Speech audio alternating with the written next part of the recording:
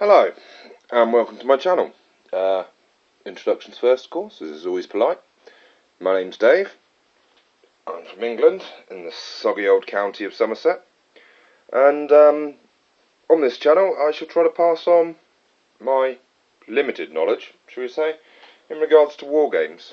As you can see, if you look in front of you, then the models that I collect are Warhammer 40,000, and I collect Space Wolves, and I collect Space Orcs. Just give me a second. Apologies for the light. This is my first video ever on YouTube, so any comments, productive comments please, will always be appreciated. Right, well, in these videos I try to show a few different things, pass on the things that I've learnt, and hopefully they'll be of help to people. Of course, if no one's interested, then this will be a very short selection of videos. Anyway, moving on. What I should try to show is some of the basics. For instance, let's say collecting second-hand models. Normally you get them painted. For instance, I'm going to pick up my phone here. Here is a second-hand Land Raider. Land Raider, if only. Here is a second-hand Space Wolf coloured Rhino that I got. Thankfully it manages to drop quite resistantly. As we can see, the painting's not the best in the world. That's nothing against the person who painted it in the first place. I must admit I still struggle when it comes to painting surfaces on tanks and such too. And here is one that I have stripped off. There is still a bit of glue on the sides here. For some reason the chap had actually stuck two Tyranid heads onto the side, which each to their own. Now, of course, there are a few bits missing. I must admit this was an unwanted vehicle. As we can see, there is a bit of track missing and everything. But, as we can see, it's been stripped, and I'd like to say rather effectively. So this is one thing I will show.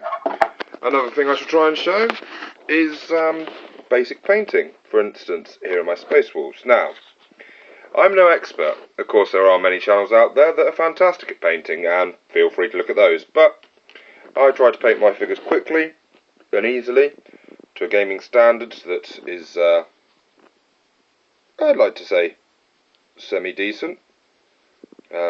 Apologies that it's not the best quality of phones, videos, however it is on my phone, as my darling son has used up all my batteries, so sadly my camera won't work at the moment. Here's another one for you. It's a Space Orc Warbiker. And as I said, you know, it's not the best in the world. There's no weathering or anything on these at the moment, but painted model is better than not painted at all, whatever standard.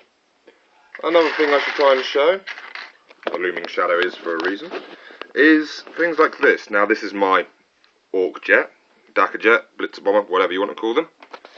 And for me, when it comes to travelling and transporting models and such, I always panic about the size of them and whether or not bits will snap off. For instance, the wings stick out, well, pretty rather far. This has got to be a good 9-inch span or more. So, if you're carrying it about too much and everything, and it's wobbling in boxes and such, then, oh no, it's fallen over. Oh dear. And the wings have all fallen off and everything.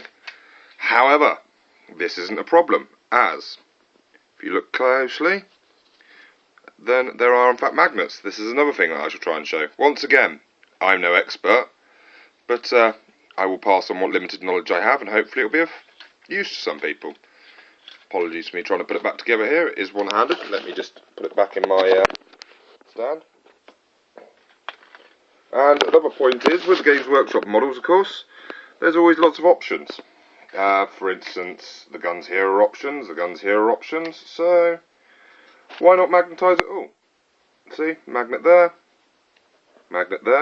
and this means that we could have it with the extra guns on for a Dakka jet, I believe it is, or, if you just excuse me whilst I just pop this wing back on, we could have it with just the wing.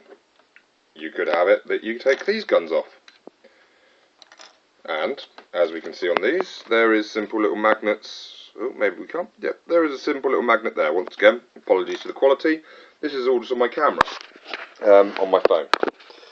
Now, the main reason I started this channel up was to try and challenge myself.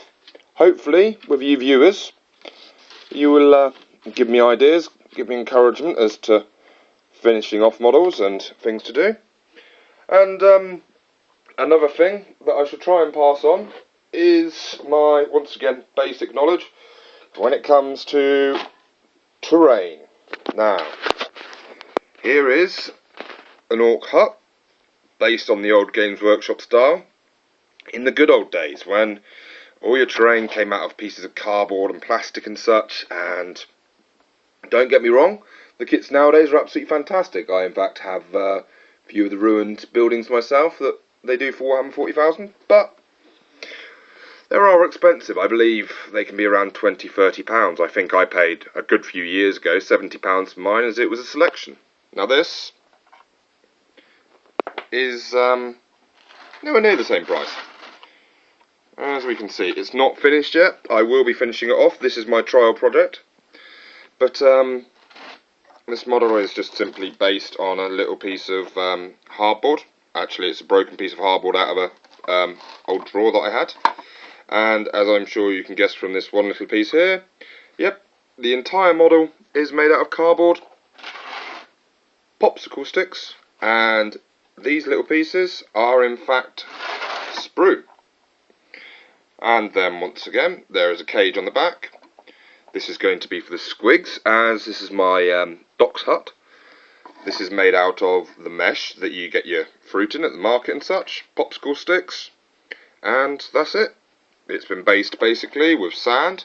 It's been textured with sand, and you know, it's not the most fantastic model in the world, but it's terrain. It looks a lot better than just a simple box.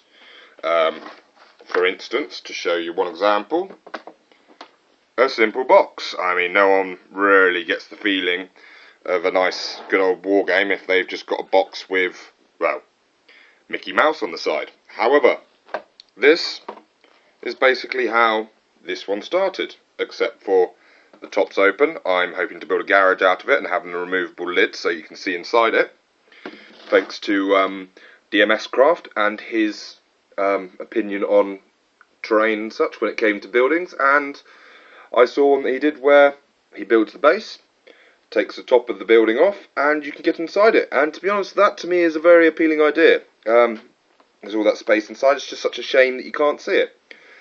However, with this one, I will show you again, as I've done. Like I said, it's nowhere near finished. This is actually going to be the entrance at the front. The idea is that I will put the roof on top of it, have the whole roof being able to lift off, and then the inside where they work on the bikes and such. Obviously, as I've said, there's many different options here of things that I've been doing. Hopefully, there'll be a lot of different things and people will find them interesting. Any suggestions, feel free to put the comments in the section below and let me know. And welcome to the channel. I hope you enjoy it. Bye bye.